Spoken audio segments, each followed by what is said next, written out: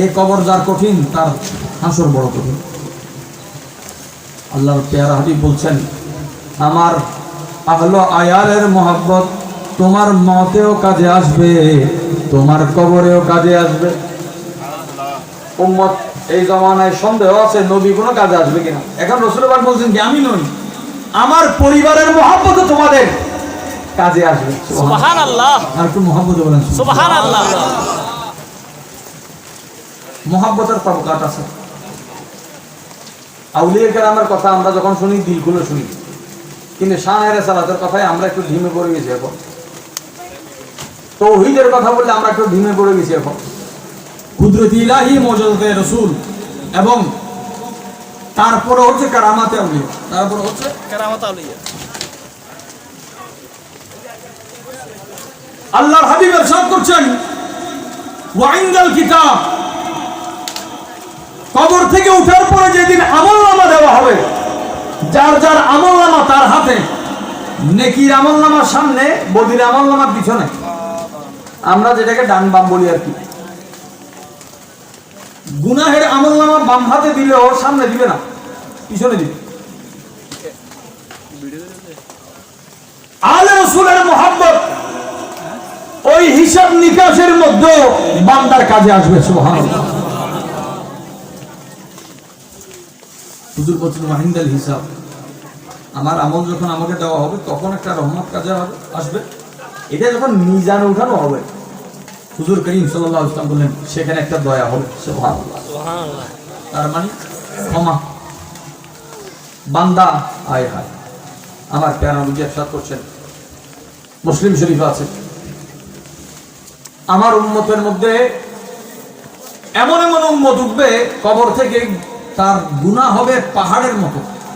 আল্লাহু আল্লাহ। গুনাহ হবে পাহাড়ের মতন, পাহাড়ের সমান গুনাহ নিয়ে ওঠার পরে বান্দা তো লজ্জিত থাকবে, আমার আল্লাহ তাকে ক্ষমা করে দিবেন। সুবহানাল্লাহ। একটু মহব্বত বলেন সুবহানাল্লাহ। এমন জোক নিয়ে মহব্বত নিয়ে বলেন যেন আল্লাহ আমরা ওঠার সাথে সাথে আমাদেরকে ক্ষমা করুন। সুবহানাল্লাহ। আমার আল্লাহ বলছেন, বান্দা তোমার যদি কোনো নফসের উপর জুলুম হয়, কোরআনে পাকের 4 নম্বর সূরা 64 নম্বর আয়াতে আমার হাবিবের দরবারে চলে যাও। নবী যদি একটু তোমার জন্য শাফাত করে, তুমি ক্ষমা নয় ক্ষমাকারীকেও পেয়ে যাবে। দয়া নয় দয়াময়, দয়া ওই দয়াল আল্লাহকেও পেয়ে যাবে। লাওয়াজাদুল্লাহ তাওবাবার রাহিমা। আল্লাহর হাবিব ইরশাদ করছেন, ওয়া ইনদাস সিরাত, খেজুর কাটার মতো লোহা, ওই সীসা ডালাই কাটার মতো পুলসিরাতের পথ হবে 30,000 বছরের রাস্তা। 1000 বছর। আলে রাসূলের মুহাব্বত যে উম্মতের দিলে থাকবে, আল্লাহর হাবিব বললেন মাইন্দাস সিরাত, পুলসিরাত পার হওয়াটা তার জন্য সহজ হবে। আমার আল্লাহ আহলে বাইতের মুহাব্বতের ওসিলায় তার জন্য পুলসিরাত সুন্দর সহজ করে দিবে। সুবহানাল্লাহ। আহলে বাইতের মুহাব্বত পুলসিরাতেও কাজে। আল্লাহ বলছেন ওয়া ইনদাল মিজান, হুজুর বলছেন ওই মিজানেও কাজে আসবে। মিজানের ওজন দেওয়ার তরতিব ভিন্ন। আমাদের এখানে যখন পাল্লা ধরা হয়, যেটা ভার ওটা নিচে যায় না উপরে যায়, বাড়ি নিচে যায়। আসরের মাঠে সওয়াব ভারী হলে উপরের দিকে যাবে, সওয়াব ভারী হলে উপরের দিকে যাবে। বলুন সুবহানাল্লাহ। আল্লাহর কাছে এইটার একটা মূল্যায়ন আছে। এই যে কোরআনে পাকে আল্লাহ তাআলা বলেন কানা সাইয়ুহুম মাশকুরা, যে তাদের প্রত্যেকটা কাজকে মূল্যায়ন করা হবে। সুবহানাল্লাহ। সুবহানাল্লাহ। মূল্যায়ন, এই মূল্যায়ন অনেক ধরনের আছে। আমরা যখন আচ্ছা পৃথিবীতে সবচেয়ে বেশি আমাদেরকে ভালোবাসেন কি? আত্মীয় স্বজনের মধ্যে মা। প্রথম নাম কার আছে? মা। একবার কোনো সন্দেহ ছাড়া মা। আচ্ছা যেই সন্তান জন্মের পরে মাকেই দেখে নেয়, আপনি তাকেও জিজ্ঞেস করেন, তার উত্তর কি হবে? মা। যদি বলা হয় তুমি তো দেখো না তোমার মাকে, কায়নাতের এটা নিয়ম। বৈচিত্র্য কখনো উদাহরণ হয় না, এক্সেপশনাল কেস হচ্ছে আলাদা। এই মা বাবা আমাদেরকে এত মহব্বত আদর যত্ন করেছে, আমরা আমাদের সন্তান দেখে করব। সন্তান হচ্ছে আয়নার মতো, কিসের মতো? আয়নার মতো। আয়নাতে মানুষ দেখে, কিন্তু আয়নাতে দেখলে আসলে কি আয়নার পিছনে দেখে নাকি আয়নার বিপরীতে দেখে? তার মানে আয়না পিছনের দিকে দেখায়, সামনের দিকে দেখে না। আয়নার কাজ কি? পিছনে। সন্তান কেন দেওয়া হয়? বলে এই সন্তানকে তুমি যেভাবে মহব্বত করে লালন পালন করবে, প্রতিবার রাতে ওই সন্তানের কাটা যদি প্রস্রাব করানোর জন্য যদি তোমার উঠতে হয়, তোমার মনে পড়বে তোমাকেও একদিন এইভাবে তোমার মা বাবা লালন পালন করেছে। তাহলে সন্তান কারিয়ার দিবে, মা বাবার ইয়াদ দিবে, সন্তান কারিয়ার দিবে, নবী পরিবার কারিয়ার দিবে, নবী পরিবার কারিয়ার দিবে, রাসূল পাক আহলে বাইতের কথা বললে হুজুরের কথা মনেই পড়বে। আল্লাহ আমাদের মা বাবার হায়াতে বরকত দান করুন। আমিন। যারা হারিয়েছেন, কবরে আছেন, আল্লাহ তাদের রফে দরজাত করুন। আমিন। দেখেন, যারা জানের চেয়ে বেশি মহব্বত করে এমন মা বাবাও সারা দিনে কিছু সময় থাকে যেখানে মা বাবার খেয়ালে সন্তান থাকে না। সন্তানের খেয়াল কখন হয়? যখন কাঁদে, যখন ঘুম থাকে মা মায়ের কাজে, সন্তান সন্তানের কাজে, কান্না করলে আবার দৌড় আসে। হযরত মাওলানা জালালউদ্দিন রুমি রহমাতুল্লাহ আলাইহি বড় সুন্দর কথা বলেছেন।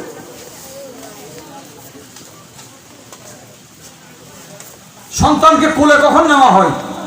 শান্ত থাকলে না কান্না করলে? বলে রূহের জগৎ থেকে বান্দা তুমি ছুটে গিয়েছো, ওই কুদরতের নূরি জলওয়া থেকে তুমি দূরে সরে এসেছো। এই জমিনে এসে যখন তুমি আল্লাহর দরবারে সিজদায় পড়ে কাঁদবে, কুদরত তোমাকে কোলে নিবে। তো কুদরতের কোলে উঠতে, রহমতের কোলে উঠতে চোখের পানিটা কোথায় ফেলবে? বালিশে নয়। হযরত আলী রাদিয়াল্লাহু তাআলা বড় চমৎকার কথা। চোখের পানি বালিশে পড়লে মুসিবত বাড়ে, চোখের পানি জায়নামাজে পড়লে মুসিবত কমে। সুবহানাল্লাহ। একই চোখের পানি, আপনি পেরেশান হয়ে গেলেন, শুয়ে শুয়ে বালিশে কাঁদতেছেন, এই বালিশের চোখের পানি কি বাড়াবে? পেরেশানি বাড়াবে। আর মুসল্লার চোখের পানি আপনার পেরেশানিকে হাজতকে রওয়া করে দিবে, মুশকিলাতকে আসান করে। সুবহানাল্লাহ। কারণ বান্দার চোখের পানির মূল্যায়ন জগতে কেউ না করলে আল্লাহ করে। সুবহানাল্লাহ। আমার প্যারা রাসূল হুজুর আকরাম সাল্লাল্লাহু আলাইহি ওয়াসাল্লাম ইরশাদ করছেন, ওয়া ইনদা দুখুলিল জান্নাহ, আমার উম্মত, আমার পরিবারের মহব্বত জান্নাতে প্রবেশ করতেও তোমাকে সাহায্য করবে। তাইলে আমরা উপকার করে পেলাম মত থেকে জান্নাত, মত থেকে জান্নাত। তো মত থেকে জান্নাত পর্যন্ত এমন একটা কঠিন পরিস্থিতি, পৃথিবীর জমিনে যত সম্পর্ককে আপনি মূল্যায়ন করেন, এই 7 জায়গায় কেউ কাজ আসবে না। এই 7 জায়গায়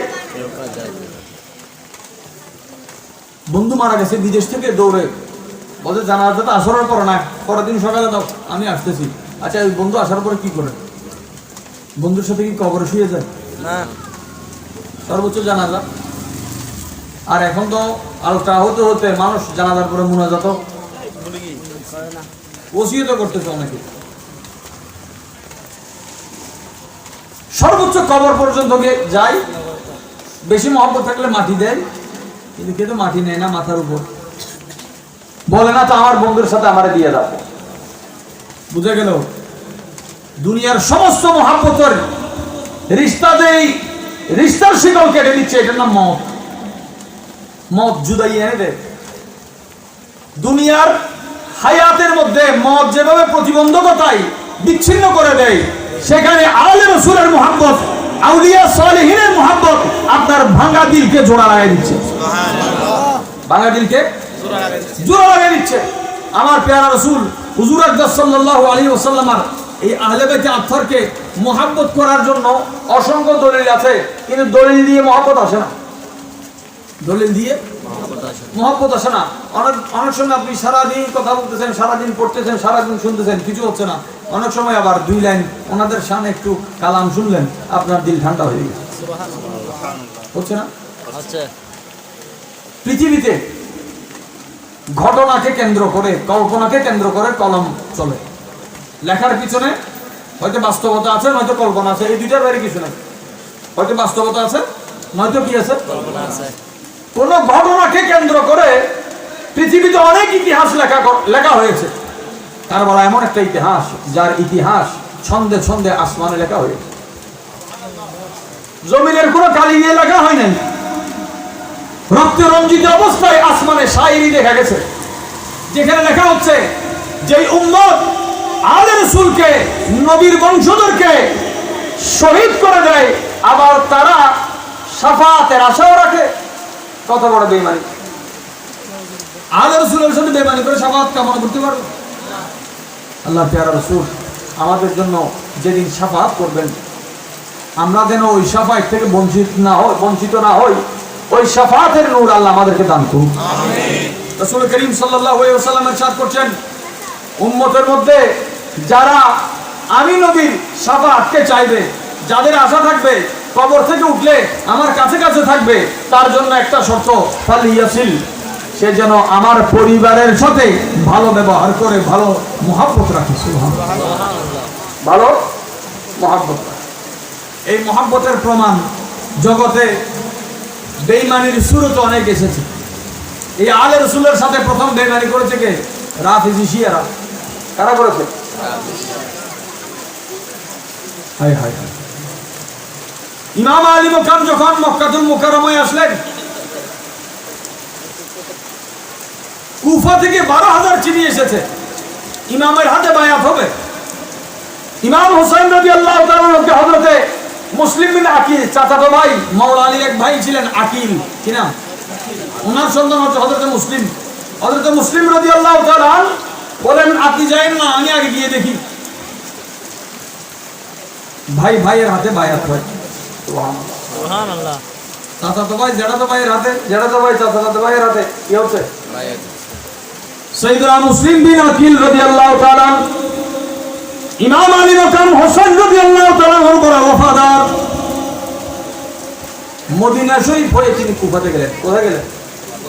ইমাম হোসেন এবার গেলেন মক্কা থেকে, মুসলিম বিন আকিল গেলেন মদিনা শরীফ থেকে। নজফ হয়ে কুফাতে তিনি ঢুকেছেন। তিনি রমজানের শেষের দিকে অথবা শাওয়ালের শুরুতে কুফাতে প্রবেশ করেছেন। কুফাতে প্রবেশ করার পরে মানুষ ওনার হাতে দৌড়ে দৌড়ে এসে আলে রাসূল এসেছে বলে বায়াত হচ্ছে। আমরা তো সত্যের ভক্ত।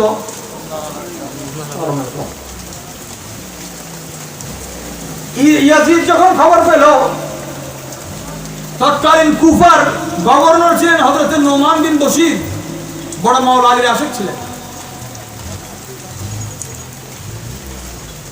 বসরার গভর্নর ছিল ইবনে জিয়াদ, উবাইদুল্লাহ ইবনে জিয়াদ। বলে গভর্নর থাকা অবস্থায় মুসলিম বিন আকিলের হাতে যদি 40,000 মানুষ বায়াত হয়, ইতিহাসে এই সংখ্যার ইখতিলাফ আছে। আমাদের সমাজে মশহুর হচ্ছে 40,000। তাড়াতাড়ি গভর্নরকে সরাও, উবাইদুল্লাহ ইবনে জিয়াদকে ওখানে বসাও। ইবনে জিয়াদ গেল, যাওয়ার পরে সুরত পরিবর্তন হয়ে গেছে। সবাই দাঁড়িয়ে আছে যে ইমাম আলী মোকাম আসবে, ইমাম আলী মোকাম আসবে। সে আরবি সুরত নিয়ে কুফাতে ঢুকতেছে। সবাই মনে করছে হয়তো হোসাইনি কাফেলা এসেছে। নাউজুবিল্লাহ। মানুষ তো ইমাম হোসাইন এবাকে নাড়া দিচ্ছে। গিয়ে যখন সে চেহারা খুললো, দেখেছে ইবনে জিয়াদ। ওই বান্দা কুফাবাসীকে নামি জানি কিছু মানুষকে গ্রেফতার করে জিম্মি করে তাদেরকে ভয় দেখানো হয়েছে। তোমরা যার যার আত্মীয় স্বজনকে বলে দাও মুসলিম বিন আকিলের জায়গা যাতে কোথাও না হয়। 12,000 চিঠি যাওয়া মানে তৎকালীন সময় কিন্তু মারাত্মক বিষয়। যে ইমাম আলী মোকাম আপনি আসেন, আপনার হাতে আমরা বায়াত হব। সাইয়েদনা মুসলিম বিন আকিল রাদিয়াল্লাহু তাআলা অন্তর খুশি হয়ে গেছে যে এই কুফার মানুষ ইমাম হুসাইনের জন্য এত দিওয়ানা। সরকার যখন বাধ্য করলো, মহব্বত জানালা দিয়ে পালাইছে। কারো চাকরির হুমকি, কারো ব্যবসার হুমকি, কেউ এই কুফাতে থাকতে পারবে না, কারো জমিন নেওয়া হবে, কারো ব্যবসা নেওয়া হবে। এই দুনিয়ার উপর যখন প্রেসার আসলো, সবাই বলতেছে মুসলিম বিন আকিলের সাথে আমরা নেই। একটা নামাজে 500 জন মুসল্লির মধ্যে সালাম ফিরানোর উপর একজন নেই। এই কাফেলা ছুটতে ছুটতে 40,000 থেকে 500, 500 থেকে 10 থেকে একজন।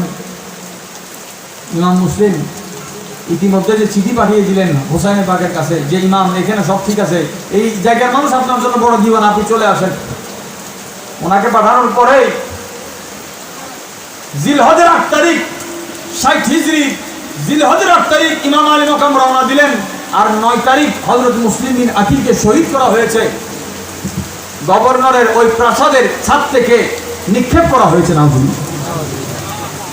দাওয়াত দিয়ে এনে আলে রাসূল না হতো মেহমান, না মেহমানের কদর আছে, না মুসলমানের কদর আছে, না আলে রাসূলের কদর আছে। এই জালিমরা আশেকের সুরতে দেখতেছে, বলে আমাদের অন্তর তো হুসাইনের জন্য কাঁদে, ইমাম হুসাইনের জন্য কাঁদে, কিন্তু ইয়াজিদের তলোয়ারের সামনে আমরা কথা বলতে পারি না। এমন মহব্বতের কোনো দরকার আছে? আছে না? আল্লাহ আমাদের জবান এবং অন্তরকে এক করে দিই। আর একটু মহব্বত বলো আমিন। আমার সাথে একবার পড়েন তো, আল্লাহুম্মা সাল্লি আলা সাইয়্যিদিনা মাওলানা মুহাম্মদ ওয়া আলা আলি সাইয়্যিদিনা মাওলানা মুহাম্মদ বিআদাদি কুল্লি কাতরাতিল আমতার। এখন যত ফোঁটা বৃষ্টি হবে প্রত্যেক বৃষ্টিতে দরুদের সওয়াব আপনারা পাবেন। সুবহানাল্লাহ। জ্বর হইলে পড়ো বুঝি গো আর বেলে খান ফজর পর্যন্ত আর তো নিজের সওয়াব চলে গেছে। সুবহানাল্লাহ। ইমাম আলী মকাম খবর পেলেন মুসলিম আকিল শহীদ হয়েছে। আলে রাসূল দিলের মধ্যে সাহসের কি কমতি আছে? এগুলো শের খোদার ঘরের শের, মওলা আলী শের খোদার ঘরের শের, বাদশার ঘরের বাদশা। ইমাম আলী মকাম যেতে যেতে এই রাস্তায় অসংখ্য ওয়াকিয়া হয়েছে। আমার ইমাম মদিনাতুল মুনাওয়ারা থেকেও রওনা করেছেন আমার রাসূলের সাথে কথা বলে, খানায়ে কামাতে আখিরি হাজিরি দিয়ে 8 তারিখ রওনা করেছেন। মুহররম পর্যন্ত আসতে 2 মুহররম পর্যন্ত ওনার বড় সফর ছিল। রজবের 28 তারিখ থেকে শাবান, রমজান, শাওয়াল, জিলকদ, জিলহজ এই 5 মাস পরে তিনি এসে মুহররমের 2 তারিখ কারবালাতে পৌঁছলেন। জালিমরা মুসলিম বিন আকিল বীর বাহাদুর ছিলেন, ওনার ছোট ছোট 2 জন শাহজাদা 8, 9, 10 বছরের মোহাম্মদ ইব্রাহিম, ওনাদেরকে শহীদ করার দরকার ছিল। মুসলিম বিশ্বে জিহাদের কথা যারা বলে, জিহাদের কানুন কি? নারীর উপর হামলা করা যাবে না, বাচ্চার উপর কোনো হামলা না, শিশুদের উপর কোনো হামলা নাই। কোলের বাচ্চাকে 6 মাসের শিশুকে যারা শহীদ করতে পারে, এরা যদি ইসলামের কথা বলে, এই ইসলাম কি ইসলাম? না। মুসলিম বিন আকিল রাদিয়াল্লাহু আনহু সন্তানকে কারাগারে রাখা হয়েছে।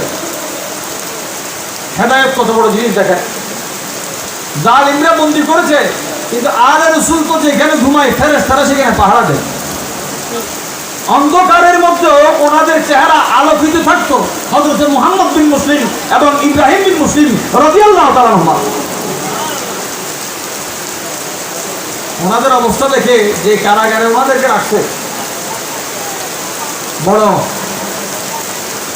দিলের মধ্যে পরিবর্তন শুরু হলো। কে বলছে তার নাম রশিদ, কে বলছে মশহুর। বলে আমাদেরকে একটু যাওয়ার সুযোগ করে দেন আমার বাবার কাছে। হযরত মুসলিম বিন আকিল ইন্তেকাল করেছেন। হায় হায়, বাবা ইন্তেকাল করেছে